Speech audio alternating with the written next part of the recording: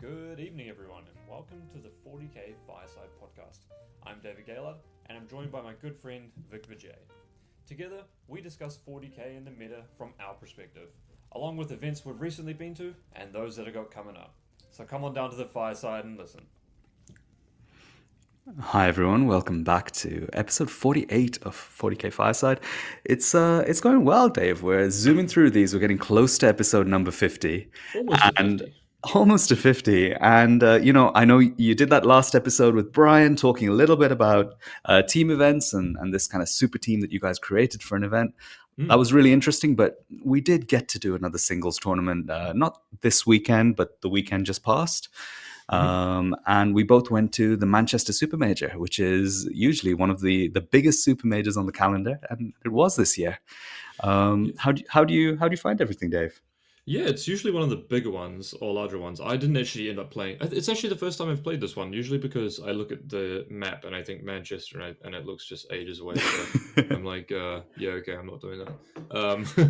But yeah, typically it's been one of the really big ones. I think we had most of the top players from the UK attend this one as well, right? Yeah, it How was many absolutely players? stacked. I think it was 260, 270 players around something like that. But the tickets were sold out as well. 280 players capped. So yeah, it was always going to be a tough one. But enough about me. We can get back to me. But you were playing a little bit of Spice, Yeah. a Grey Knights list that you and Manny Chima worked on together. That was a little bit of the talk of the town. It is pretty filthy, but I think it's quite a good list for Grey Knights at the moment. Do you want to walk us through Yeah, what man. I exactly? mean, some of Maybe the I was just background. gonna. Yeah, give us some of the background of how you got to that. Yeah. So the background is usually I kind of end up with these like techie little funky lists where I have lots of little kind of cool pieces that let me express my skill. And I have realized that a big part of that is working with our team. So, Hmm. working with Ignite makes me play with a lot of like extremely good technical players. And it kind of pushes me towards let's add this one little tool for this situation, this situation, this situation.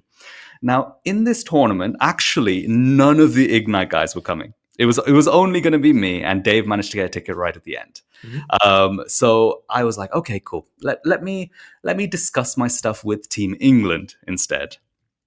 And the progression from that was I posted up these kind of different ideas about different lists that I could take.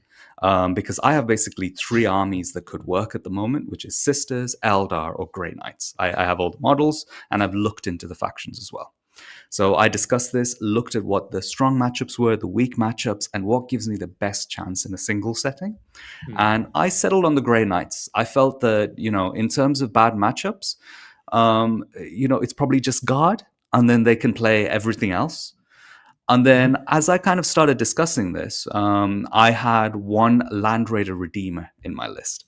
Now, Hmm. the Land Raider Redeemer is a Land Raider chassis, but it has two of these Flamestorm cannons, which are a 6 -2, 2 damage, D6 plus 3 flamer. So it's Hmm. 2d6 plus 6 flamer shots here. Cool. So average Uh, is 13 shots basically. And yeah, and that profile actually lines up really well offensively and defensively in this meta. So I had one in my list, and this is where Mr. Manny Chima came along. Manny Chima has a very different way of building lists to me. And he like gave me a phone call and said, why did you have this piece, this piece, this piece? And we started kind of throwing ideas back and forth. And before you knew it, I fell into the classic Manny Chima trap of if there's something good, try and take as much of it as you can. So the list went from one Land Raider Redeemer, cool little kind of power armor dude, some Terminators, etc., and it ended up at three Land Raider Redeemers. So we've got these three Land Raider Redeemers, and then we had a few other tech pieces, and then it was like, okay, if the only true bad matchup is guard, why is that a bad matchup? That's because the Terminators are very vulnerable to Guard's indirect fire. It's very efficient to kill them. So Hmm. let's do this. Let's take all the Terminators out of the list and end up with a vehicle skew. So the list ended up as 5 Dread Knights, so 2 Grandmasters and 3 normal Nemesis Dread Knights, 3 Land Raider Redeemers, 1 unit of Inquisitorial Henchmen, and we also had a Calidus Assassin and 2 Tech Marines. So Hmm. this is the entire list. It's just a bunch of lone up, 4 guys sitting at the back, and the rest of vehicles, including 3 vehicles which are Land Raiders. There's some pros and cons to the list, but the actual, like, if we say matrix, so the actual matchups across the board were relatively positive. There's They seem very, they definitely seem better than any of the other Grey Knight matrices, right? yeah, I think so. I think both in terms of the top end, so in terms of pushing a big score, Hmm. and also just in terms of winning a game for singles, I think it is really good. The big drawback is that, in certain terrain formats, and UKTC is probably the worst terrain format to run this kind of list, in my opinion. Hmm. There's a benefit and a negative. The benefit is the Dread Knights activate very well on this terrain format because things coming out of reserve and deep strike get good angles. Hmm. But the Land Raiders really struggle to move. And there are some situations where you have a single pathway Land Raiders can go down. So you often put, and you can't put two Land Raiders in Strat Reserve as well, unfortunately, because that's 520 points. Hmm. So you have situations where your Land Raiders, you have two Land Raiders that can only go through one path, and the third one's going in Strat Reserve. That's for corner deployment. The corner deployment is the worst in hindsight, is it? The corner deployment, actually, interestingly, is that the quarters, you mean? Quarters, yeah, yeah. Quarters, yeah. Quarters is the worst. You're obviously closer to your opponent and closer to the like to the midfield objectives, but it's more difficult for it to actually go on. And can it actually go on an objective in that list? Yeah, it can poke on the corner Oh, onto okay, yeah, onto two of the objectives there, cool, and the one coming out of Strat Reserve activates really nicely. yeah. But the drawback is that you have these big chunky things that can only go through one path. They can't go from your backfield into the middle. They have to go from the middle into the middle, Hmm. almost. So they're on the front line. So you are completely at the mercy of your opponent's output with this list. All three Land Raiders or two of the Land Raiders that you deploy are able to be targeted immediately by your opponent. Hmm. So yeah, it was a very interesting experience. It's a hyper skewed list that probably sits very well in the meta, but it's I got its I remember drawbacks. looking. I remember coming and looking at a lot of your games, and they seem to be pretty cruisy, if I'm being Yeah, honest. I was just They, chilling, having a joke yeah. with anyone. I was like, it seemed consistently that you had a lot of Land Raiders left over, and people not really able to deal with them. So for me, like, something I'm good at in the game is seeing a path, like seeing this is the correct option out of a number of options. Hmm. But what I didn't, because that's all I do. That's all the lists I play are like that, like Sisters, T-Sons, all of these things. They give you 100 options. You have to pick the correct one. Yeah. This particular list only gives you one or two options. Like the Land Raiders only move in a certain direction. You're accepting they're getting shot. And then all you have to do is pick the right position for your Dread Knights to go in. Yeah. Very, very straightforward strategically. So yeah, it was actually required very little brain power, and it let me think about other things which I usually don't have the time or energy to think about. Hmm. So I was able to think 2 or 3 turns ahead. Like, if I go here, where will my opponent end up in 2 turns time, and how can I make it difficult for them? Mm. Usually that's too much to do. It would take you an hour to do a turn if you were trying to map that all out, or you can be like extremely naturally talented at doing it. Hmm. But yeah, so I learned a few things, but also maybe it didn't fully utilize my skill set with this Mm. particular list. Very strong though, and I think if I was to go to another singles tournament, this probably gives me the most consistent best chance of winning a big tournament like this, Interesting. uh, which is kind of sad, but it is what it is. This list has zero capability of winning on round 6, though, right? It has one path, a single path that you Can go the down. Land Raider move out of the deployment zone in round 6? Yeah, it can only move in one way, but it doesn't Oh, move. really? Yeah, it does. It's just Oh, through okay. that little gap. I think we measured it just Round before the 6, tournament. Yeah, the the round that you hammer can and deploy. anvil. Oh, really? Okay. Oh, I thought it Yeah, could. I thought it couldn't even leave the deployment zone on that one, which would the, obviously be one of quite the powerful. land raiders can't. So one can. One will be stuck in your deployment zone, and the third one Oh, will right. come out of strat reserve. Is that because you can like place the sponsons ahead of a Exactly. point or something? Oh, I see. Okay. Yeah. Yeah. So you have one position you can go, which is Yeah. Okay. obviously not ideal, but it's okay. That mission is a bit weird anyway. Yeah. Hammer Um, Neville. Nice. mhm. Yeah, so it seems cool. Obviously, so how did your run actually go at the end of the day? Like, obviously, I remember in the team we were looking at the pairings for round one, and you were a little bit worried about your round one pairing as well, right? Yeah, I Because we're mean, playing Dawn of War round one, which is the most line them up, and you can't hide your. I couldn't even hide my army on turn one on Dawn of War, and obviously with 3 Land Raider Redeemers, you're more at the mercy of that, so to speak. yeah, there are two. Well, there are three bad matchups. One is T Suns, which is just not very prevalent at the moment. Mm-hmm. The other one is Guard is a 50-50. You know, Mm-hmm. that game, the problem is that you end up extremely close on score Mm-hmm. with that one. And Guard do have the output to get through you. Mm-hmm. The final one is any severe anti-tank skew. So there's only two severe anti-tank skews in the game. But these One, are one of the things is these builds are actually somewhat prevalent in UKTC in my experience. yeah, Yeah. absolutely. But so for my first round was against Ironstorm, Mm-hmm. and it was the double Storm Raven variant. Now Mm. the double Storm Raven variant usually does not have a significant amount of strength 12 or more Mm-hmm. in the list. Yeah. So your wounding on fives against Land Raiders is the norm. Yeah, or Sure, you you have Oath plus criticals on fives. Yeah. sure, yeah. So your combo is Mercy's weakness to do the output to get through a Land Raider. Yeah. Now the maths changes if you do any kind of tech, and the only tech you don't want to see in that list is them adding Gladiator Lances, which I'm going to be honest, I have never seen anyone do in Ironstorm before. Really? Not in the Storm Raven variant. That Oh, is okay. such a bizarre tech piece because what he's done is he's taken the Thunderstrike out and Azrael out for 2 lances. Mm. And I would have Yeah. loved if he had Azrael and the Thunderstrike rather than 2 lances. So Well, I'm Ezreal gives them the CP to play with, which is quite nice, right? yeah, it's super useful. But the lances are, between the two of them, they can one tap a Land Raider, Yeah, that's true. Yeah. which is outrageous output for me because just the 2 lances, if they kill a Land Raider and then a combination of other units kills another Land Raider, that's way too much attrition. I'm never going to win that game. And so I thought, okay, fine, it's going to be okay. All I do is just hide behind walls, play it a little bit slower. But the first mission's Dawn of War. Like you said, there is literally nowhere you can hide on this board. I actually did a practice game with Brian Mhm. beforehand, and he kindly used the army, and then we just saw, because to me it looked hopeless. Mm. But there is a path to victory where you just kind of run at him a little bit, but kind of conscientiously watching threat ranges a little bit. Mhm. And you can kind of get through his army, but it only really works if you do a little deployment trick. Mhm. And if you imagine, Dawn of War has like a really long board edge. So you've got a right flank, a left flank, and a center. Mhm. Um, I wanted to kill his entire left flank.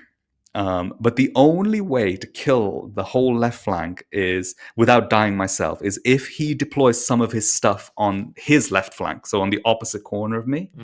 Yeah. And the only way I can do that is if I put all my Dread Knights on my right flank. So I started deploying these units on my right flank, 1, 2, 3, 4, to make it look like I'm like stacking one side. Mhm. And he put a Gladiator Lancer opposite it. So that Gladiator Lancer was now taken out of the game. So I'm only getting shot by one Gladiator Lancer on the main flank so as soon as he put that Gladiator Lancer down, it was all 3 Land Raiders on the opposite flank. Yeah, I see what you mean. So that just bought me enough time to start winning the momentum battle where we just shoot each other. Mhm. And actually, it went really in my favor because first turn, he got first turn and he moved like a little further forward with the Storm Ravens to try Mhm. and get into multi-melter range Right. on my Land Raiders.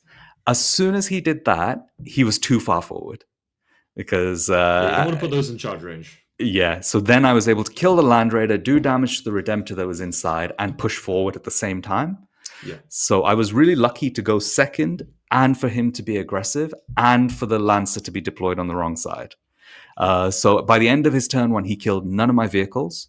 Grey Knights Tech Marines, for some reason, they can multi-heal the same vehicle. So 2 Tech Marines can heal 1 vehicle.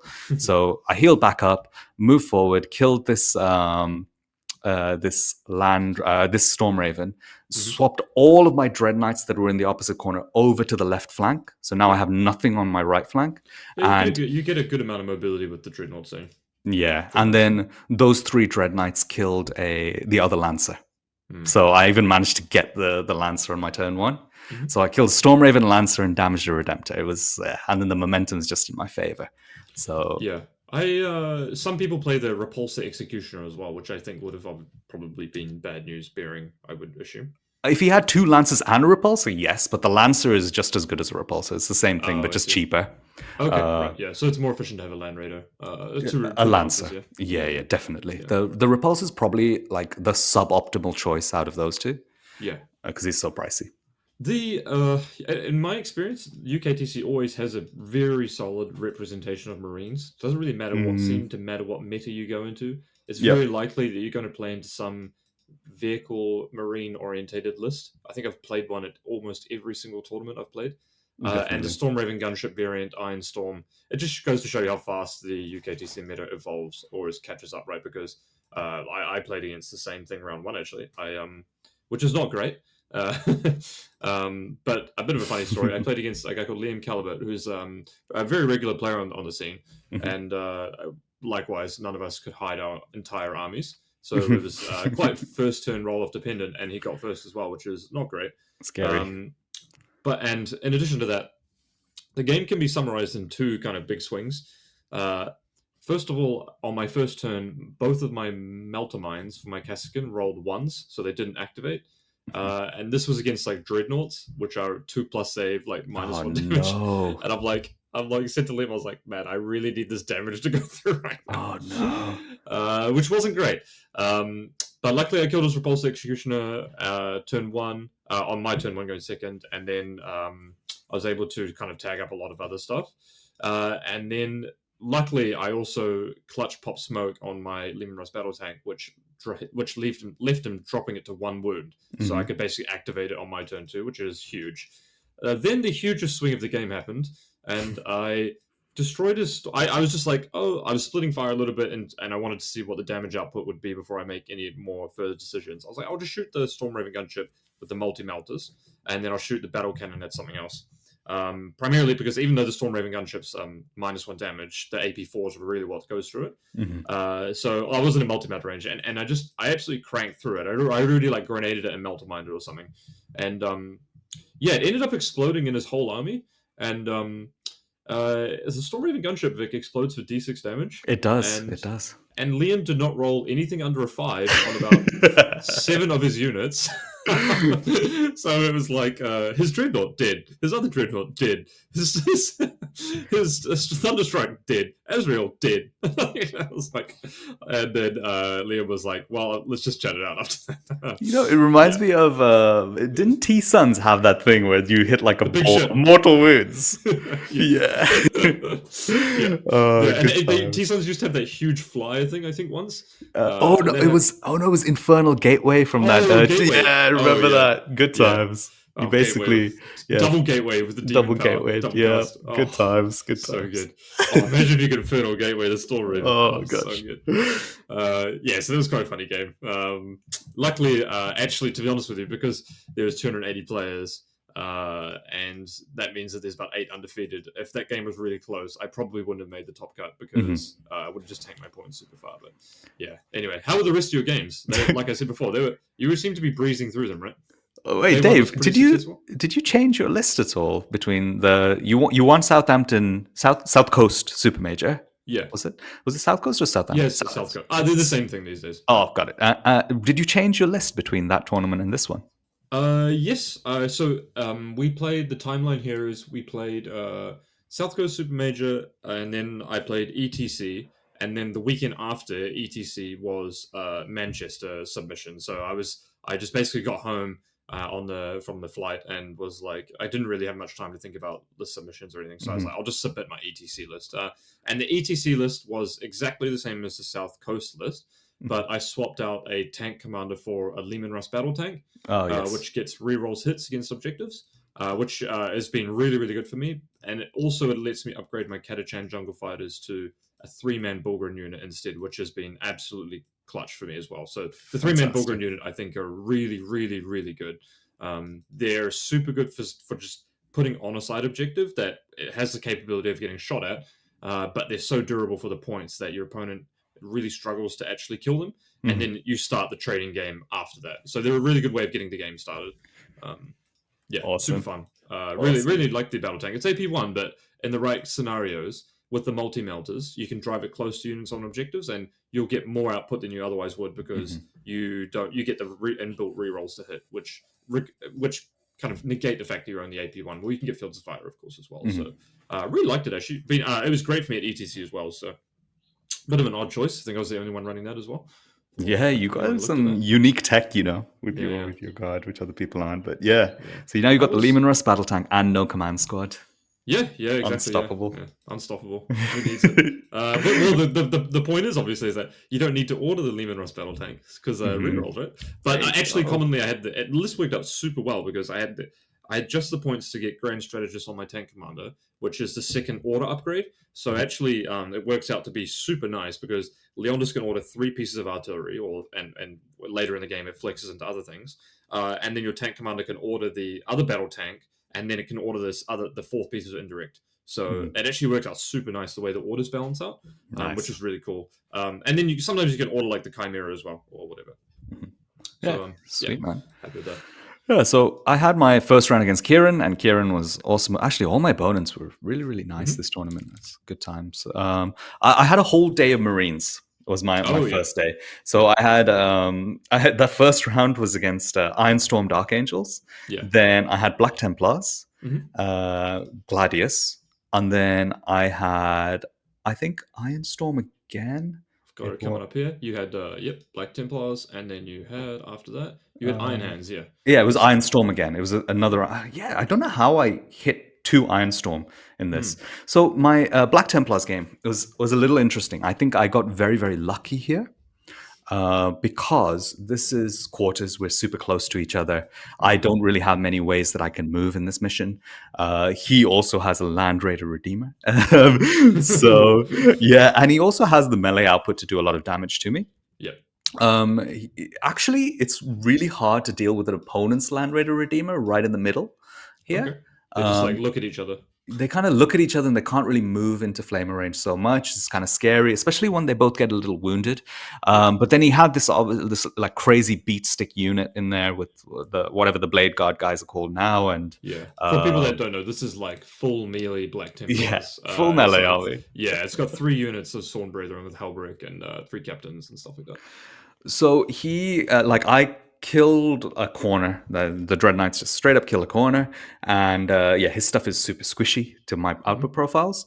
But then he had this big unit coming through the middle. And then he had like a lot of melee units running through at the Dread Knights. And I couldn't really stop him from connecting. And he kind of connected on one side into the Dread Knights with 2 of these kind of beat stick units. And he completely whiffed. He didn't do anything. I rolled really nicely on my attacks back and mostly killed him just on the hit back with 2 Dread Knights. And then he had a 4-inch charge into 2 Land Raiders with his big squad. And he missed it. He re-rolled and he still missed it. So this game, unfortunately, ended up... 1 second. Let me get this up. This is like the High Marshal Hellbrick plus exactly. 10-man Sword Brethren. Sword Brethren, that's it. So this game ended up as a 96-30, and unfortunately, Ross didn't manage to kill a single model here at the end of it. So Ross had a really, really tough time on this matchup. What was probably more interesting was the round 3 game against Simon's Ironstorm. And, if we thought the first list was teched for anti-tank, this one not only had 2 Lancers, but it also had 9 Eradicators, Dave. 9. 9 Eradicators. 9 Eradicators. He also had 12 Blade Guard veterans. In 2 drop pods. 2 drop pods. 2 drop pods. So this is a really funky list. And interestingly, on this particular mission, it was Purge the Foe. It's very easy to kind of get stuck because the kind of having those big squads of Blade Guard veterans hidden on objectives. About turn 2, I was like, right, I'm just going to lose this game if nothing happens. But if I attack him, I'm basically running into the Eradicators with my army, and Dread Knights hate Eradicators. Mm-hmm. So I 3-inch deep striked right around his big L, and then I put all my Dread Knights as far back from that position as possible. And all I killed was like one random vehicle, right? Mm-hmm. And I've got 5 Dread Knights all in the same area of the board, and the Land Raiders like right around them. So I have my whole army in the middle of the board, and I'm just accepting a shooting phase from him. He shot me. He only managed to kill one Dread Knight and do a bit of damage to another one, and Okay. then he just died. That And seems, yeah, it seems weird that, like, you would think 9 Eradicators are good again. Like, yeah, I guess, does he not try and kill the Land Raiders? yeah, he can't reach the Land Raiders is the thing, because the Eradicators come out of strat reserves. Oh, I see, right. So yeah, so his Oh, only he didn't put target. them in the drop pod. Oh, No, I don't think you can. oh, I'm not right, sure. okay. Yeah, fair. So yeah, yeah, it was. He killed that one model. Unfortunately, that was the only model he killed as well.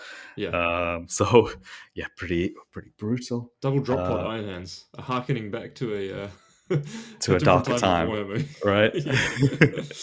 Lovely. Yeah. What was your pairing overnight? What did you get? I had Dom. Right, yes. So Yeah. this was the guard game. So this was the really interesting one here. I don't know, Dave. How was the rest of your day one? Yeah, pretty cruisy. Was it I had okay? double custodies, so like these Oh, are games that unfortunately these are games which I mean I have so many guard games. These are games which I've all played before, like all permutations and stuff like that. So I'm just kind of cruising through and playing. I think I got the upper hand. I went first against custodians on corners, and then I went second against them on Purge the Foe, where it didn't really matter if I went first or 2nd. Yep. So yeah, it was pretty straightforward. I mean, these games are I already know exactly what's going to happen on 1, 2, 3, 4, 5. Although I did play Ed Fawcett from 6+++, Cool. round 3, which was a really fun game. Yeah, it had a bit of a different custody list. He had some Venetari and stuff in there that I hadn't really seen before. So yeah, that was fun. And then I played Billy Guest on round 2, which was the one where I went first and kind of shut him out there. So Nice. yeah, Nice. Yeah. but round 4, you've got Guard. Round 4, Most yeah. OP So faction in the game. I had a little bit of time to think about this. So the guard matchup, there's a few like factors, right? A few things you look for in the list. Ideally I would love not to see 2 tank commanders with demolisher cannons. Yeah. I'm not a big fan of that, because that is the correct profile to deal with anything in my army. Okay. Yeah, the Demolisher Cannon does line up well against anything in your list, more or Correct. less. And you want to play in that 24-inch range, so the range is not an issue here. Correct. He So has double yeah, multi-melters as well in both of his tank commanders. exactly. So he has these 2 tank commanders which are correct, but he also has 4 indirect pieces. Cool. Yeah, so 2 manticores and 2 basilisks. So solid. He's got that in the back. A few things he's missing though. So he's missing the 3rd squad of Kazakin. Yep. And he's also missing any scout sentinels. Yeah. In exchange for that, he's got 3 units of Catachan jungle fighters and also the Gaunt's Ghosts. Yep. So a slightly different variant here. He does have the 6 and the 3 Bullgren, like you as well, Dave. Yep. So yeah, a little bit different. The output just comes a little bit differently here. Yep. Interestingly, it's a little scary because the indirect lines up very well into the Dread Knights. Yes. And Nemesis Dread Knights are toughness 8, which They means are. your Basilisk even wounds on 4. And even if you take 3-ups, it's still damage too. So it's not as hard to chew through something like a Knight, for example. Like a Basilisk does more damage to a NDK than it does to a Knight. And more damage against something that has like -1 damage or half damage, obviously, as well, despite you having a better save. yeah, but I had thought about this game a fair bit. Even before the tournament, I was thinking of like how the guard game goes. We have a Calidus Assassin in the list, which helps with managing Very nice. fields of fire. So if I did go second, I'd be able to control the double fields of fire. So my AOC would help to give me a 3-up save. So that was all good. I got first turn. Actually, in this situation, maybe I didn't want first turn. I would have liked to have put the pressure straight on him from my turn 2. What mission are you playing on here before? It's This is Scorched Claws, Earth. right? It's Scorched Earth in the Angles, Angular Crucible of deployment. Battle. Yes, cool. So I've got so- good movement with my Land Raiders on this one. So for people that don't know, this is Angular deployment, Crucible of Battle, like Vic said. but it's hidden supplies and scorcher. So there's actually 4 objectives in the middle of the battlefield. Mhm. A crucial part about this mission is that you don't actually need to hold both of the middle objectives in No Man's Land. You just need to hold one of them and your home objective to score a maximum of 10, and then you need to focus on burning one of the other ones, or deny your opponent from burning them, and the primary should be more or less equal.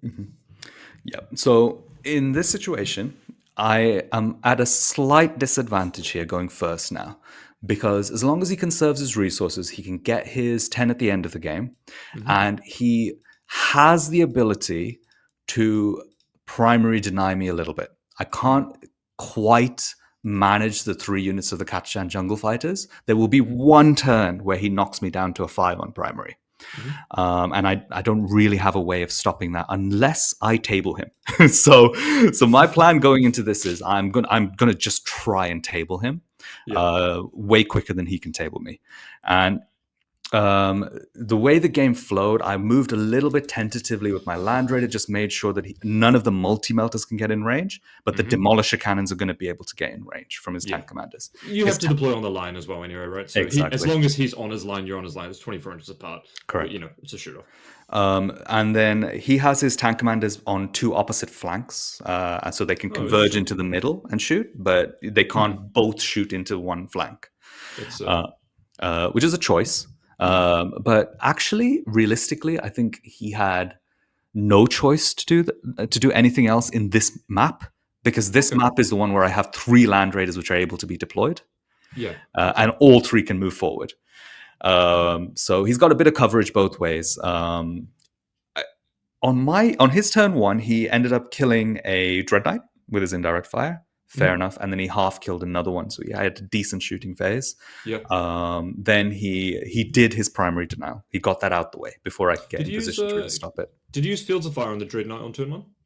He did. So he got Calidused. With that. And then my Land Raider took 6 damage from the Demolisher Cannon, and it got healed up fully, so back up to 16. Lovely. On my turn. And then I had a few options here. So I saw, and I asked him as well, like, are you okay that I'm going to be able to teleport into this space and shoot your indirect fire pieces? And he was like, yeah. Because I think Dom, and maybe correctly, had the idea that if the game just continues in a passive fashion, it's probably going to be very close to a draw and completely come down to the cards. But if I overextend and attack him, I think he thought he's just going to table me from there, like just kill me. So he left this. So he has this big L, and he left the whole flank free. So nothing was screening that flank. So I could put all of my Dread Knights down in that area. Oh, all of them?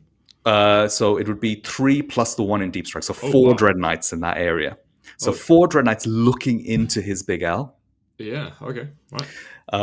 So I looked at it. I did the maths in my head. None of the Land Raiders are going to be able to activate in this space. It's only going to be the Dread Knights. So in this situation, I can set up the 4 Dread Knights so one of the Leman Russ battle tanks can't shoot me. So that's out. That's the one in the far flank. So I'm going to get shot by 1 Leman Russ battle tank, whatever indirect fire is left, and 1 of the Kazakin squads. Now, the Kazakin squad with grenades and the Melter Mine probably does 7 damage to a Dread Knight. That's a lot. So what I did was I 3-inch deep striked 1 of the Dread Knights, and I put the other 3 Dread Knights further back looking at his indirect fire. If I could kill 2 indirect fire pieces here and the Kazakin with my 3-inch deep strike guy, then I'll be shot back by 1 Demolisher Cannon and 2 indirect fire pieces, which is good. That's really good. That's only killing 1 Dread Knight there. 1 Dread Knight, maybe 1.5 if I use some defensive stuff. It's very unlikely to kill 2 Dread Knights. So the position looked great for me. I started rolling all of the dice. I got everything correct with the Kazakin. So the Kazakin died to 2 incinerators. And then I killed the first Manticore easily. Did he not have +1 save on the Kazakin, dying to 2 incinerators? Yeah, he did. I think it might be even have been like most, if not all, of the incinerators just poking in around the corner. Like I started with the back one and worked my way forward. Yeah. Because you can basically see into that big L quite easily. And then I started shooting the side cannons into the indirect pieces. I really needed to kill 2 here, Dave. I Mm, killed 1, and then the other one was left on that last 3 wounds. He just made the last couple of saves. yeah. You're shooting Uh, a Basilisk, right? I take it. no, Manticores. Oh, okay. Because Manticore's Yeah, a toughness 10, right? And Basilisk yeah, at T9. So yeah, yeah. sometimes it's better to go for the Basilisk in that case. +1 to Y- wound. Yeah, the basilisks were a little further back actually in Ah, this okay. case. So Yeah. both of the manticores were tucked in forward, and the basilisks were at the back in the Yeah. corner. So I ended up going for the. So I ended up killing a manticore, taking another manticore down to 3 wounds, Hmm. and then I also shot a few like hunter killer missiles and stuff, and assault cannons and etc. down to another basilisk, which was also down to about half wounds. Yeah. And then I just had to brace myself for the next shooting phase. I ended up like killing a few Bulgrin and stuff, removing some of the stuff with the Land Raiders, which are now just kind of holding the middle of the board. Hmm. And then his turn comes around, and he only manages to kill 1 Dread Knight. So it kind of goes to plan. Mm. So now Yeah. I have. If you only kill 1 Dread Knight on your clapback turn, it's going to be a tough scenario because you needed to have enough tempo where you can actually start downing Land Raiders like very consistently. I think at that point. Yeah. So yeah, then he killed 1 Dread Knight, and all 3 of my Dread Knights are now just jamming into his deployment zone. So all the indirect fire died. Leontis' squad eventually died. The Bulgrin all died in that turn as well, turn Hmm. 3. And then he had just a few guardsmen and stuff, like 1, 2 little bits. Now, what happened though was that he managed to get Gaunt's Ghost into my backfield. I can't stop that, which got him a lot of points just across the Mm. game. And also, I was just missing things, Dave. Like there was a single Kazakin which won him a 10-point swing, just surviving. And you were there for that bit. It's just like I Brutal. shot the incinerator. There's only like 3 Kazakin left. If they die, it's like an instant win. If I draw capture enemy outpost, it's an instant win. Anything here. But he had these little scraps of units and just about managed to keep the score up. He was just hitting Mm. the right things on the points and just keep churning it out.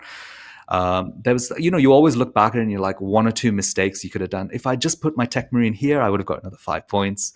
Yeah. If I'd rolled another 1 on my advance, I would have got 3 points on engage rather than 0 on the turn I drew it, Mm. etc., etc. But we made a slight mistake with the score. Like we had it Mm. down as a 2-point win Hmm. to Dom. We'd pretty much run out of time, so we were talking out the last bit of the last turn, Hmm. and he had only the Gaunt's Ghosts and 1 squad which was coming in from reinforcements Yeah. out of Strat Reserve, and he drew Cleanse and Investigate signals. So he with this 1 unit of Gaunt's Ghost, he was holding his 5 primary that he'd get at the end of the game. Yeah. Yep. But when we did the score, we did it that squad of Gaunt's Ghost was scoring the 5 primary and also doing Investigate signals, which is obviously impossible. Yeah. Yeah. So actually, the score was an exact draw, Mhm. but we weren't able to change the score after submission, Mm. unfortunately. Despite asking the judges, we were a little too late with it. Yeah. So it's all cool. It was a Close one. draw. I think honestly, I think the way that game went, it could have like very easily been a win to the Grey Knights there. Okay. Yeah. So yeah, really I really think good game. yeah, it's really interesting how much the output drops off when you don't have the scout sentinels and stuff. Like that's a hunter killer and a las cannon you're not shooting, and then Yeah, reroll ones which your army doesn't have access to, which is really really big. yeah, for Um, sure. and then obviously it's like a screening piece as well, right? Um, Yeah, just whereas something you to know, chuck there. yeah, you could just like Forward. I know the exact position you're talking about, like on the edge of like on the crucible of battle. Mm, You move from your big L right to the basically the edge of your deployment zone. And you block things coming in that can see into your deployment zone from that hmm. angle. Yep. It's a really good place to just chuck out there, and you can usually get reroll ones because you can see something in the middle of the board. That piece right there as well. So I really Yeah. like the Scout Sentinels personally. I I like think the Scout Sentinels too. yeah, I think that would have been awesome for him here. But yeah, I also think that if he swapped out like say 2 of the Katachan jungle fighters here, for another Cascan unit. yeah, for another I think he would have straight up lost the game Really? there. I think it's the jungle fighters giving him that tiny bit of primary denial that Okay. massively helped him through this game. Okay. Yeah. They were a pain. Yeah. Uh, See, it's funny because I think I would like be looking at tabling the Grey Knight army as opposed to the other way Mhm. around in that Yeah, I matchup. think he was as well. And to be fair, Yeah. I was expecting to get tabled as well. But actually, the if you get the positioning right, Hmm. it's really awkward to kill two Grey Knight vehicles in a turn. Yeah, Uh, yeah. It's really tough to kill like your indirect has to kill one indicate and then where the Tech Marine can't then go and heal it, and then the other one has to all your rest of your army has to focus entirely on killing one land raider a turn, I think. yeah, Um which is really hard to do because the yeah, defensive profiles and then the CPU, it just starts to get really funky. You like very consistently kill one, and the second one's like left very damaged. yeah, yeah. Um, Yeah, and you often have to sink like a piece or two pieces of indirect to kill the land raider with like the rest of your army combining all into it. yeah, And then you've got like two pieces into an NDK or something like that to maybe try and bring it down. So next turn you can reliably kill it or something. yeah. But obviously, if you spike up, the game's just over then and there. That's the risk of it, right? It's very That's swingy. exactly the risk. Sometimes you fail a las cannon save and it's like boom, 7 damage, and it's like, well, Yeah. okay, that's like 7 damage. That's now going to spill over into an easier target, probably. Yep. If Yep. you've got indirect shooting that can pick any target at once. Sometimes, Yep. nice. But So, it's also a thing that because the game is only 5 turns here, I mm, mean, if the game was 6 turns, Dom is straight up lost here because yeah, I hold every single objective except my home objective, for sure. and I still have 5, 6 pieces, whereas he has one. Yeah. But being 5 turns, it's like I'm finding it more and more that you can just try and have enough resources to make it to the end of the game. It's fine if you get tabled, but you still win, Mm, yep. which is yeah. Yeah. So I mean, that was a good game. that means you played it at the right tempo, right? If you've got nothing Exactly. left on the end of the game, or if you've got everything left, then you definitely played it right because your opponent is dead. So props to Dom. He played that like really tight, to be fair. Like Yep. I think it's maybe the strategy. I think he underestimated the output of the Grey Knights just a little bit, Yeah. but the overall strategy was quite good in terms of his scoring. He kept his scoring up, which was The correct. land raiders do a lot of damage. The flamer is no joke. Like it's even good into killing like less than toughness 12 vehicles. Like because it's AP2 ignore cover. Basically means it's like AP3 Mhm. and damage 2, and it automatically hits.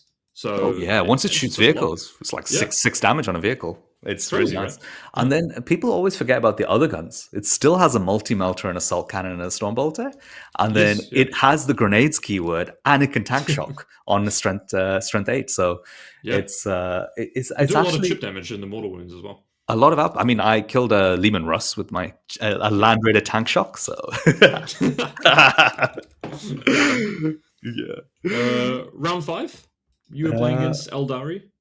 This one, I take it, was reasonably straightforward. This oh yeah, was this guy was cool. corners deployment as well. Yeah. Yeah, yeah. This guy Although he was did have, awesome. he did have a couple of war walkers. So his list is Autark Wayleaper, Avatar of Gain, Fuegan, Falcon, Fire Dragons, one Night Spinner, and then 2 war walkers. Now, unironically, the Night Spinner is actually not that bad against Land Raiders, is it? It's okay. If you do roll a lot of shots and you roll 6s, like it does do good Yeah. damage for its profile. Yeah. He did on his turn 2. He finished off a Land Raider with Yeah. a Night Spinner. Unfortunately for Antonio, his list doesn't have enough anti tank. Like Mm, I think Eldar is one of the bad matchups for this kind of list because they can have so much anti tank, but a lot of hmm it hinges around having D cannons in your list. Yeah. And Antonio didn't have any D cannons in his list, so I literally didn't have to think at all in this one. Like he was working so hard to try and make something come out of this, and I literally just moved my army forward, and then let him kill what he could, and then I just killed him back. Yeah. Yeah. And yeah, it was a very chilled out round 5 Lovely. to just end the tournament for me because Nice. I'm down as a 4-1, but that was actually a 4-4-1-0 for me. 4-0-1. Yeah. 4-0-1. Yeah. Nice. Nice. But you, Yeah. Dave, you didn't Yeah, have my issue with a Yeah. round 4 draw loss. Yeah, what did I play round 4? I think I played against Eldari, which is more or less free win territory for Mhm. me. So yeah, I mean it doesn't. I mean it helps that I've obviously played the army a lot as well. So yeah, that one is it's the kind of game where if they play it fast, a lot of people mess up. Actually, Manichim was the one that played it right. Is that they should just jam everything at me on turn Mhm. 2 and Yep. hope that their power armor plus cover can hold against a lot of my stuff that's like strength 3 AP1 because then they just take 3 ups against me and Yeah. then try and overwhelm me all at once. Whereas if you play at any tempo that is slower than all-inning me on turn 2, then you just instantly lose the game. Yeah, if you die in waves, it's just not going to work out. Exactly right. Like, because the level of attrition is just too high into some of these profiles. So yeah, that was a pretty straightforward one. He had the 10 Wraith Blades. Really lovely guy. Actually, we chatted about it afterwards. The Wraith Blades he probably could have used. He used them as a side holding objective unit, which meant that I just didn't have to interact with it until I had my free time to then just go kill them all at once. So kind of another classic mistake there as well. Yep. Whereas he should have just jammed that unit at me, and if that unit dies, then I'm using output to kill it, regardless. Nice. Yeah, so that was pretty straightforward, but had a fun round 5. Oh yeah, played spicy against one. Team England's Christopher Kinnear, Yep. on a list that I'm relatively familiar with as well. Mhm. Let me see what the score here was. This was an interesting game. So this is Chris Kinnear was playing double monolith Necrons. He had 3 units of 3 heavy destroyers, which I understood that was a bit of a Team England circular meta. We created an internal meta. Oh yeah, my I'm going God. to talk about this point afterwards, because I think this could Yes. apply to a lot of people. Yeah, so actually, I went first, which is bad for me. So this is it's 4 objectives in the middle: hidden supplies, search and destroy, chilling rain. So well, not chilling rain, whatever, just normal whatever. And oh no, it's what's the mission here? Is the end of game scoring a bit different in this one? Is it priority targets? Priority target? No, it's not priority. It's something else. Taken hold, possibly. Yeah, maybe someone. I might be taking hold actually, but the Yeah, game taken didn't end up hold, going hidden there. supplies. Yeah, the game didn't end up going that long anyway. So I went first, which is not great, because then the Necron player has then the opportunity to use their army rule just one more time, right? So Chris played it really well, and in the deployment phase, because we're both kind of like, okay, if your heavy destroyers move here, can they see down this line? So we're both tucked in where we both couldn't shoot anything turn 1, which is kind of like pretty optimal. And even if I would have moved 13, I couldn't get an angle, etc. But the Scout Sentinels can always, in corner deployments, zigzag through the board and see something, which is really pivotal. So, yeah, we both ended up deploying. I ended up going first, which isn't great, but what that does mean is that I can essentially take the entire board and force Chris to then come in. So it allows me to take the side objectives behind ruins, where I can then screen out the back part, so I can screen a monolith. So that's actually really hard for Chris to attack now, because he has to drop a monolith within range, then bring the immortals out 6 inches, shoot something fire and fade to deny me points to get on that, which is actually putting his monolith in a position where it can get dealt with. So turn 1, I play super passive, score some cards. I took tactical, of course, and then I just killed 3 heavy destroyers. I just killed one of the units with all my indirect and a scout sentinel and fields of fire targeting it. So that's my objective complete. It's 150 points. Turn 2, he brings his monolith out to like a defensive position where he's not touching a big ruin, where I can't shoot it with demolisher cannons and stuff back, and then does a cute play where he fire and fades his immortals to get on an objective, so it blocks me from getting to 15. So great. So I'm kind of creating casual primary pressure, where I'm forcing the 15s with my little units, which is what you need to do to get them to come and play the game. On that turn as well, my turn 2, I just killed 3 heavy destroyers with my indirect, and then I killed and then I used my Kaskin to tag his monolith and his immortals. Now, he did a play where he could then, if he lost a model, teleport his immortals back to within 6 inches range of the monolith, and then regenerate back onto the point. So it actually let him get a 10, which was pretty crucial, because he was keeping me from getting 15s, but he was getting a 10. So that was a good play, but it cost him basically 4 CP to do that. So a pretty big investment, whereas that... So we were kind of umming and ahhing if that was good later on, but... it did stop me from getting a 15 and gave him a 10. So, no, it stopped. It gave him a 10. It didn't stop me from getting a 15. So we both got 10 in that case. So yeah, that was good. But now what had happened is that I had towed my Chimera into the middle of the board, such that he had to commit an immortal unit onto it to actually come and play the game now. So at this point, I've killed all the heavy destroyers, and his army is more or less a Void Dragon, 2 monoliths, and 3 units of immortals. So, okay, his Void Dragon 3-inch deep struck in the back of my home field objective. Of course, it rolled a 1 to wound on its anti-tank gun. So, whatever, right? It's a Void Dragon. Like, classic. I'm not a big fan of the Void Dragon personally. And the way that I defeated the Void Dragon this game was I moved my 10 guardsmen such that I was an inch away from his Void Dragon, and that his back of his base couldn't clear 5.9 inches from my back of my base, So his Void Dragon was literally just stuck in my deployment zone, Oh, and all no. I had to do was move 10 guards. So, kind of the limitations of it, more like that. Mhm.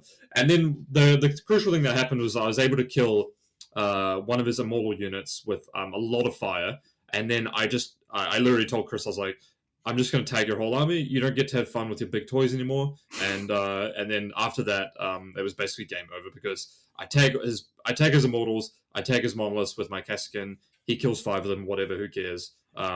They can't bounce back up. They're stuck in combat. If they can't fall back and shoot, they can't blast into each other's combat. And then they're also -1 to hit. So at Mhm. that point, he's got such little amounts of chaff that the monoliths getting tagged is always going to happen, regardless of how the game plays out. And then my primary focus is just going to be to sit on objectives whilst tagging his whole army and killing one piece at a time, basically. And yeah, Sure. that was basically the game after I tagged his whole army, and yeah, we chatted out after that. Fair enough. Uh, Yeah, isn't there a character in Necrons that gives you like +1 AP and -1 AP coming yeah, in? yeah. So he didn't have Cirrus, yeah, which is obviously quite good against guard indirect as well. So actually, Yeah. this circles back to the point I wanted to make is that Yeah. it's very easy to look at what you think some other people are bringing sometimes, and then work yourself into playing something that's suboptimal for playing a tournament. Mhm. Um, a lot of the times, if you look at it objectively, you'll think, I'm going to bring this because this other top player is playing this. And realistically, that other top player is just one person, and you've got just as much of an equal chance against playing against someone else that's very good, where you've actually made your matchup worse. And you might have also made it worse into the general field. So I would be very quick to kind of tailor against perhaps someone that you know is bringing something, and because most of the time you end up bringing something that's actually worse against the general field, and the general field is what you're going to hit more often. I've never been in that philosophy of bringing really tech pieces for one individual player. I've always just put forward what I thought was the best list into the general army, the whole composition of the meta at the moment, and that's always worked for me at least. But I mean, each and their own, I Yeah, suppose. it's a tough one for Chris actually in this situation because he has obviously all of us bouncing ideas around, and his main Yeah, play partner is Alex Harrison as well, right. who plays like a severe vehicle skew. And then you have Mhm. me and Manny talking about this list and progressively getting more and more land raiders in the list. Yeah. And every practice game that he sees of me or Manny playing it is just like absolute demolition of whatever army we're playing. Uh-huh. Uh, and then it's very easy to forget that actually Chris was having a great matchup into Nas and his guard. Yep. And it's almost like now he can, he has a chance of winning against the vehicle skew, but it's super swingy. Yeah. And now he's losing to guard. But It can happen. I actually think that Sarah's is actually better. I think the original double monolith list with just Nightbringer and 30 Immortals, Cirrus, 2 monoliths is actually better against the vehicle skew list Hmm. anyway. Yep. Because how you win games with that is you ride your monoliths to turn 5 and you Mhm. shoot them. One of them might die turn 2 or 3 or something like that, sure. But you usually ride one monolith all the way to 5, and Mhm. that shoots every turn. And then you play the primary and tag everyone up with your mortals and Cirrus with AP1, ignore with Armor of Contempt cover, and then -1 to hit. And I Mhm. think that's actually the stronger game plan into all the lists anyway. Um, Yeah. Obviously, that would have been stronger into my list, and I think that would have been stronger into your list as well. To be perfectly honest. Yeah, really interesting. I mean, he had his own concerns. They have their Yeah, own podcast, Chris yeah, and Anthony Chu, and he was talking about it like he on his train journey. He knew he was going to be hating the 9 heavy destroyers in his list, yeah, but you know what? He still had a good run yeah, in this tournament. So yeah, very very interesting, and I think it was a good example of kind of an internal meta affecting your yeah, list in a negative way, which can yeah, happen. yeah, for sure. Yeah. Mhm. Just like I think you would have been better playing T Suns for the tournament, but You know what? I'm still not fully convinced with the T Suns. See, I think this is the better list than T Suns for singles, personally, okay, yeah, because I think T Suns don't necessarily win against Ironstorm, yeah. and I think T Suns don't necessarily win against UKTC. The Not thing about UKTC, it, against Guard. the thing about it is though, is that there are almost zero good T Suns players in the meta at the moment of UKTC, and so everyone is out of practice for it. So I think your path to finding a path to victory through to the top cut is a lot more reliable. No, but that's exactly the reason not to run T Suns here. You see, and that's exactly the reason to run Grey Knights. There are really good Ironstorm and Guard players in the UK meta, Yeah. and there are no good T-Suns players. So the direct counter for the Grey Knights list is T-Suns. Yeah, that's true. But my point is that not many people are practiced against T-Suns right now, and they Sure. still fit reasonably well in the meta, right? So, Yeah. I mean, you're playing something off meta regardless, right? But Yeah. yeah. Yeah. Actually, and an interesting consequence of this list is that Manny lost to. Now, I'm going to say this with the utmost respect, but someone that I've never heard of, Mr. Tim Smith. If you're a listener, I genuinely don't mean that with disrespect, but I can't remember the last time Manny lost to someone that I didn't know personally. And this just goes to speak to the list as well, right? Is that Manny lost to Dark Angels with 2 Stormraven gunships, a Stormspeeder Thunderstrike, three Redemptors, Ravenwing Dark Shroud, just an absolute. Tim's list is called Flying Circus, so That's the standard exactly Stormraven right. list. But Manny's obviously an extremely talented player, and the list that you guys took doesn't allow for a lot of expression and Correct. can be quite what's the word I'm looking for? It can be quite beholden to the dice rolls, right? Regardless of whatever you play into or against, right? So that's obviously the downside to taking something like that. Obviously, in teams, that doesn't really matter, right? Because you're not playing to win by a point, so to speak, right? Like if you lose by a point in teams, like it's the same as losing by 5 points, for example. Absolutely. And, I think I wouldn't necessarily have got 5-0 if I'd gone with something else. Not necessarily have a better chance than this either. But Yep. I do think there's something to be said for trying to play for a small win in singles and being able to have the tools to leverage that. Yep. I think with both my experience playing CSM and playing this Grey Knights list, I've been very much at the agency of my opponent's clapback against me, how hard they hit me when I expose my army. And how perfect they play, right? Yeah, I mean, the thing is, I always feel that I can get into good positions. I can. That's a good part of my game. But I think I'm better at playing kind of a slower, grindy attrition game than I am at playing go all in and then kill them afterwards kind of game. So maybe it's time to lean back into that, Dave. There's 2 pros and cons, though, right? When you play aggressively, it puts the pressure on your opponent, and some opponents do crumble. Like they don't play perfectly against that pressure, and or they haven't read the game at the deployment phase such that they know where the pressure is going to come. And that's where they lose. But the problem is when you do run into very good players that understand what you have to do as a Grey Knight player to actually be in the chance to win the game, then they're already a step ahead of that and will already know what your first turn has to exactly be, right? Yep. Yeah, definitely. It was a good experiment, a good bit of learning here. I mean, I wouldn't like to play against this Grey Knight list with any of my armies, to be honest. It's a nightmare to try and deal with that without dying yourself. So yeah, I think it was a good list. I would not recommend it to anyone who's trying to become better at the game. Your opponent won't have fun, you won't have fun, but you probably do well. Yeah, I actually think this is a good list if you want to actually, if you're playing Grey Knights, I think this is a good list to play. It is but the Grey Knight lists are so fun. Not this one, but the normal ones are so fun to play. So, guys, stick to your Terminators and Librarians. It's more fun. Yeah. So, after round 5, obviously we cut to the top 6. I just want to give a shout out to the undefeated players here because there are a lot of good players in here. A lot of players I really want to play against actually as well. We had Innes Wilson, who ended up coming in 5th or 6th. These are like 5 victory points. 1 victory point from not getting in the top cut sort of thing. So the top cut is, let's go descending, I guess. The top cut is Josh Roberts at position 1, myself at position 2, Tony Chu position 3, and a guy called Richard Grint playing Adeptus Mechanicus position 4. How does he manage that? Admix squeaked a little thing. Beautiful. And actually, Richard Grint played a guy called, who we're both familiar with, a guy called James McLaugh. Who played Black Templars, just a good Black Templars list, and actually won that one with Admix. Did he? James is there as being 5-0. Am I? Okay. We'll Someone else. Something else, yeah. I'm going to look this up because it was quite funny because previously Kyle Grundy was going to be in the top 4, and Richard pipped him by 1 point to get in the top 4. Oh, poor Kyle. Apologies. Richard Grint played a guy called Ben Facey, Grey Knights, who he won 85 to 80. Got it. So, yes.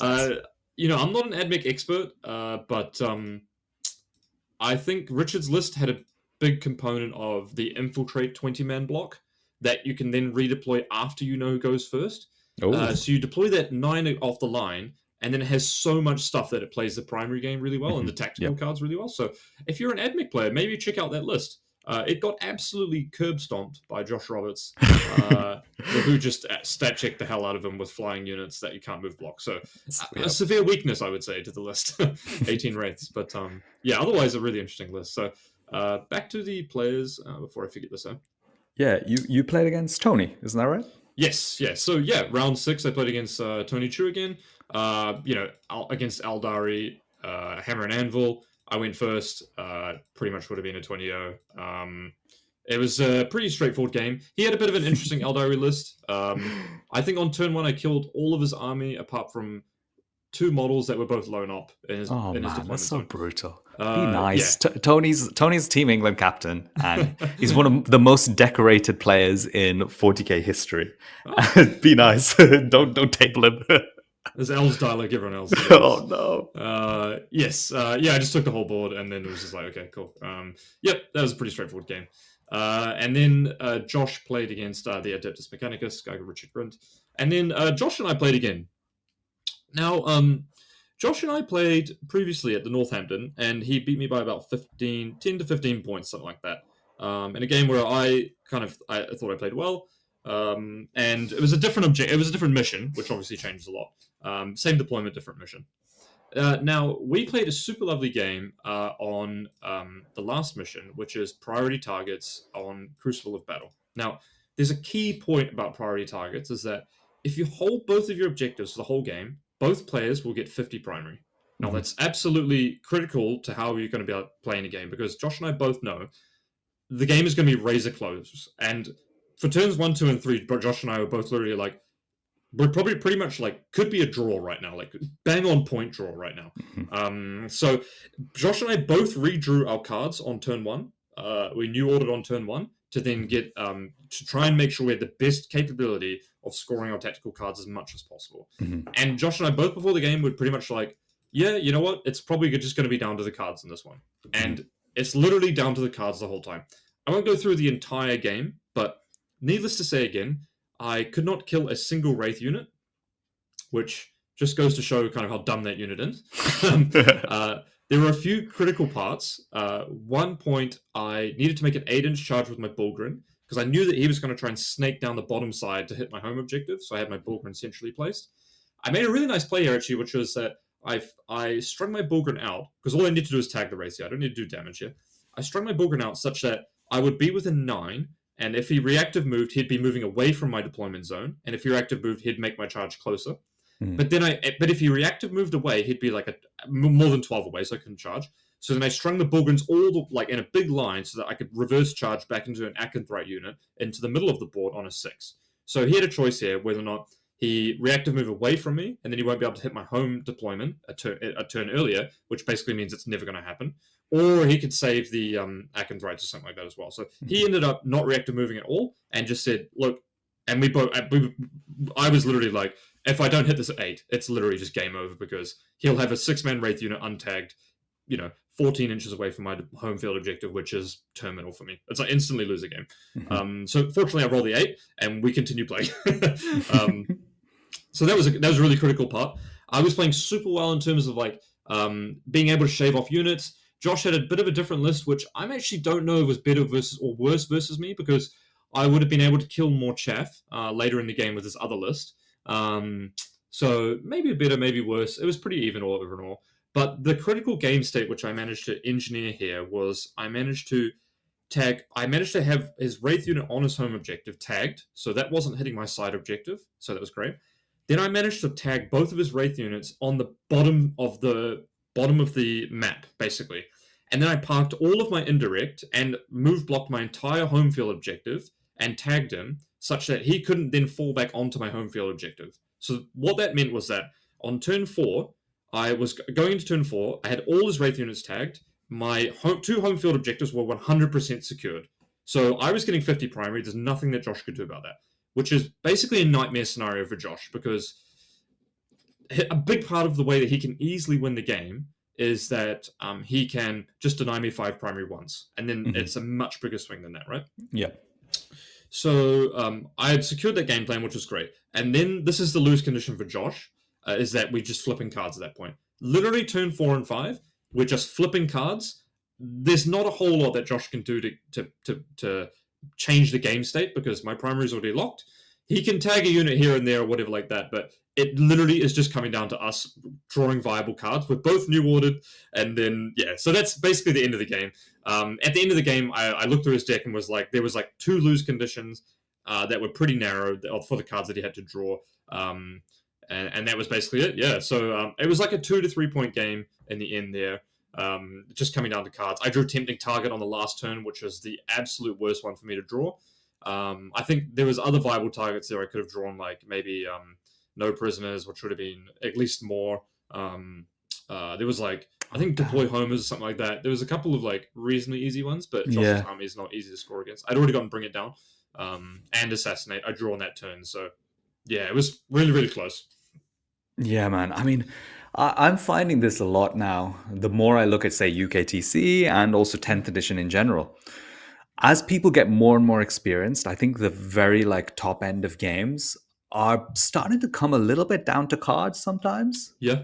And Especially when the meta is a lot more balanced too, right? Exactly. And, in the past, we've had fixed secondaries, which we've had, where we can map it out a little more. We have more control over it. Losing that control has actually had quite a big effect on how I feel about like my chances in games, to be honest. Yeah. Was that playing the Grey Knight list in particular? No, just generally across the whole of 10th edition. I found it much harder to play for small singles wins in a predictable fashion. Yeah, because the cards can have such a big impact. Exactly. Whereas before, I was able to map it out like turn 3 onwards. And just see, look, I'm constantly 2 points ahead, 2 points, 2 points. I'm going to be 2 points ahead at the end of this. Now it's like, okay, come on, let's hope this card isn't a 0. It's like a 1 in 6 chance this is a 0 kind of thing, Yeah.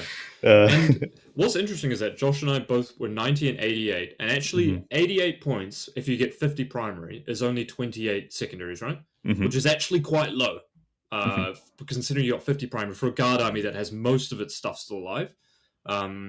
So yeah, you can, yeah. I mean, it comes down to the cards at some point, which is it's a good way, but it's not a great feeling for the game to be determined by an outside factor that you didn't necessarily have a lot of player skill agency to impact, right?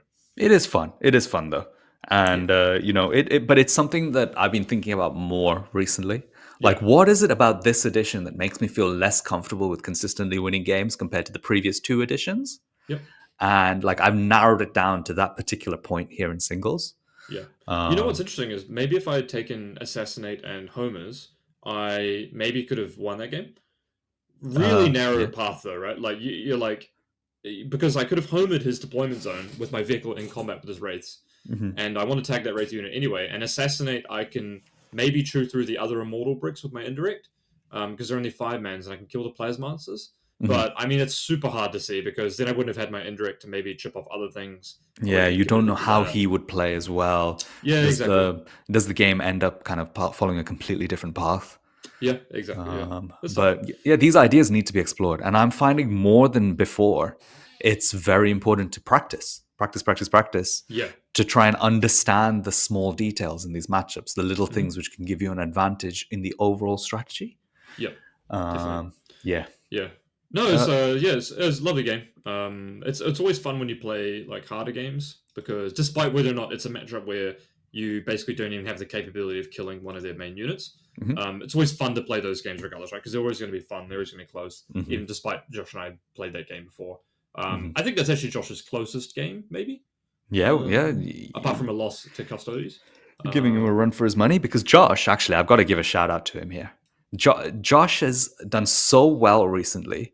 He is now ranked number 1 in the world on the ITC rankings. Yes. In the UKTC rankings and in the global ELO rankings with StatCheck. He's had a one hell of a run. Yeah, he has.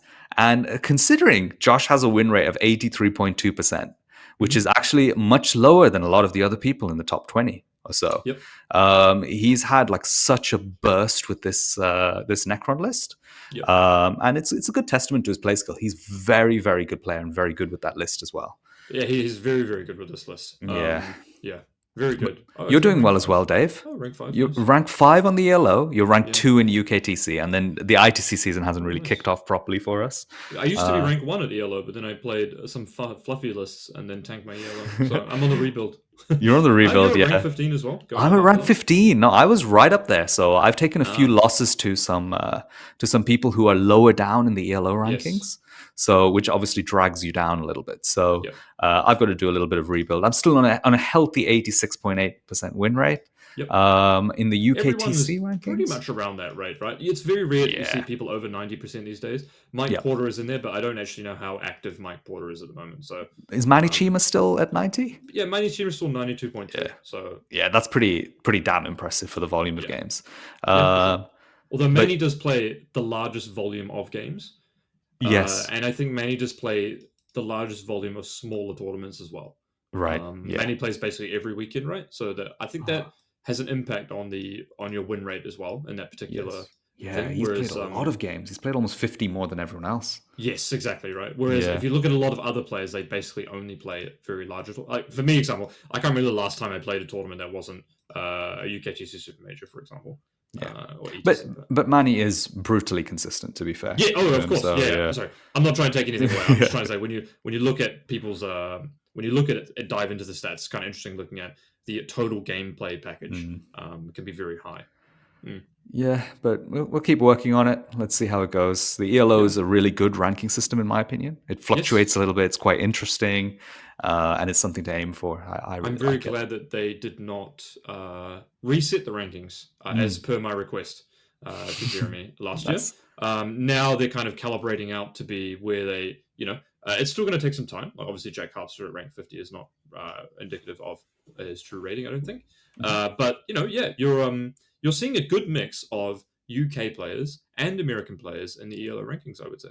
Yeah, and you've got European players as well there. Yes, exactly. I mean, you've got Liam there at number 21, which he's up there with such a low volume of games, and he's on a 90% win rate as well. Yep. So yeah, just as he continues to perform, he'll go up there. It's really, really good system. I like it. Yes. Yeah, much more interesting, I think, than the ITC rankings, particularly this year as well. Yeah, absolutely. Cool. There we go. That was Grey Knight. Look, I thought the Grey Knight list was cool. Yeah, I did feel a little like I was questioning my life choices when I was building 3 Land Raiders. I had flashbacks to when I told old Knight players that I questioned their morals and their ethical code in life. So it's all coming back around to me. Yes. And when I got that round 1 pairing, I just felt so many people just happy with the combo that I was facing. Oh dear, Mick, your Land Raiders were painted atrociously as well. I'm going to put out there because your painting's usually very nice, but your Land Raiders were terrible. Yeah, but the key was that a couple of people told me they looked really good, and they were standing on the opposite side of the table, so that's the distance I need to keep them at. If you're about 2 meters away, they look around. Yep, straight back on the shelf. But maybe there's still a chance that I may end up playing them again. To be honest, at some point in this tournament, in this thing. So let's see. Yeah. There we go. That's been episode 48. We're going to be taking a little bit of a break here, and then we're going to be doing the Tau Codex review. So that's probably ahead of this in the list. It'll be 49. So there we go, egging closer to 50. And this is 40K Fireside signing off. Hope you guys enjoyed it. Cheers, guy. Catch you next time. Thank you for listening to the 40K Fireside podcast. Vic and I hope you've enjoyed listening, and we greatly appreciate any feedback that you can provide after the show.